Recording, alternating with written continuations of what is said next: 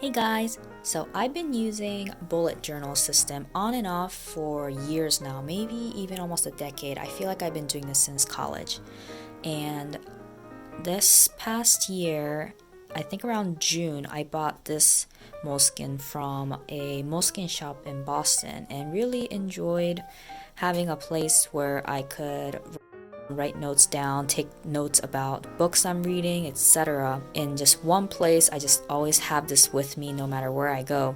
And that's really helped me kind of keep myself organized and start off my first year as a freelancer and self employed person. So I figured, even though I'm only about halfway through, I decided I'm going to start anew because it's a new decade and I kind of like the whole fresh start thing. So I purchased this online and it is the classic hardcover dotted notebook. The inside is dotted. I personally feel like this dotted notebook works the best for me for the bullet journal because unlike the grid, it's not as obtrusive to when you are trying to write, when you're trying to organize things, but at the same time gives you really good guidelines on where to draw lines.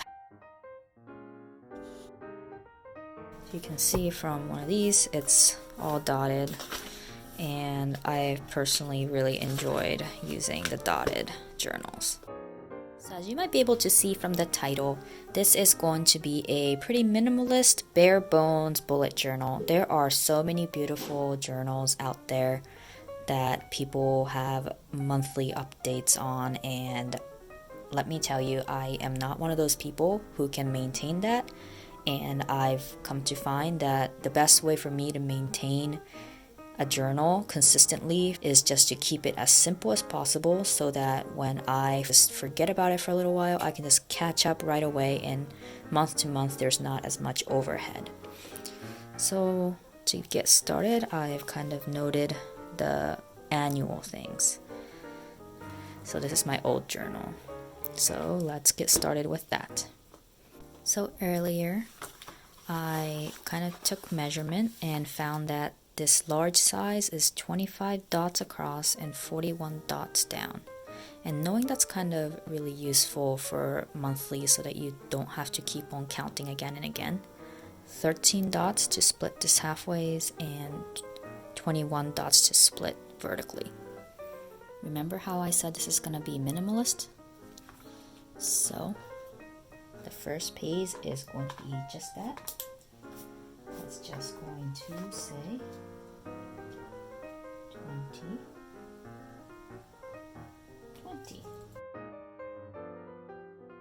I put a marker in the middle with a pencil so that I know where the middle is.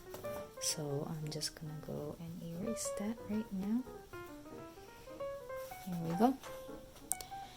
Nice and simple. 2020. Okay, so now that the cover is done, see how simple that was?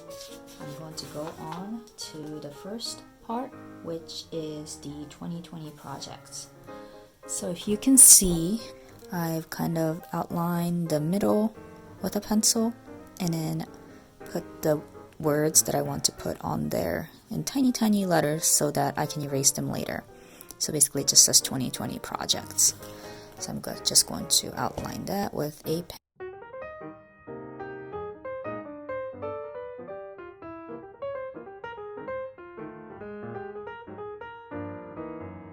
Alright, here we go. 2020 projects.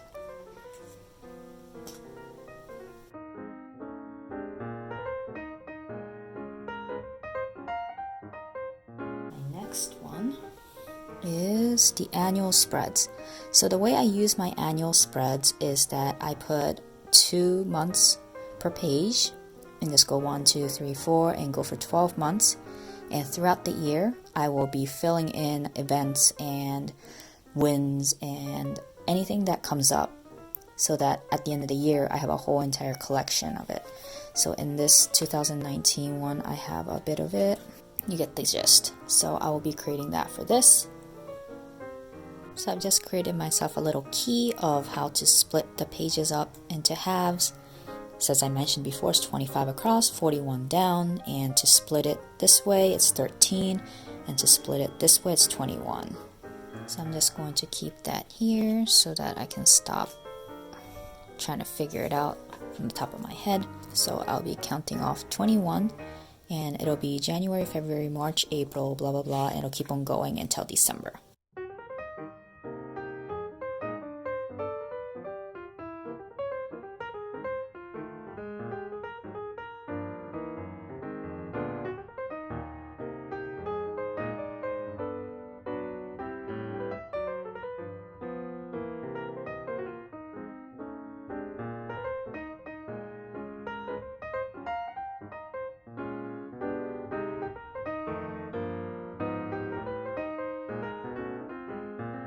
So we got the 2020 projects, the annual spreads, and now the last part of my annual spread is the 2020 focus.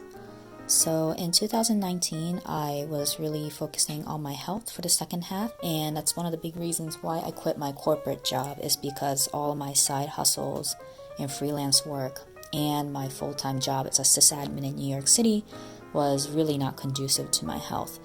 So I've been working on my health for the last half of 2019. I want to continue that for 2020.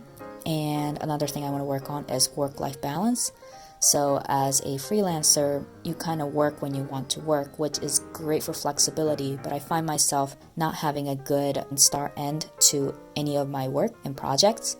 So I think I really need to figure out a good schedule that works for me. And priorities is an important one for me because I have a lot of in-progress projects, things spinning around in my head, and a lot of talks that I've been having with different people, companies, etc. And I think for 2020, I really need to focus not so much on the money aspects and how to make things earn me a lot of money, but how I can prioritize my time and my efforts and my resources to create what I want to create. So the whole point of me going freelance was so that I can do the kind of work that I've been wanting to do that I couldn't devote my time to because I was working a full-time job. So I think it would be sad if I couldn't fix that tendency now when I've made so many sacrifices to get where I am already. So 2020 is a year I need to really figure out what it is I want to do for the next year and get those projects out. In the second half of 2019, I was really having all these project ideas and things I wanted to create, but I just didn't have the time because I was doing so many other things and I had so many different obligations. So I need to figure out what it is that I want to do, get that done, figure out my work-life balance and my health. So let's take a look. So like before, I've outlined the center and the words with pencil, so I'm just going to write it in with pen now.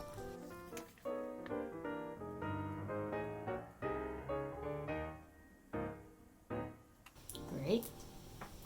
So for now, I'm just going to take out a sticky note from one of my old Moleskine, and then I'm just going to write in my 2020 focus.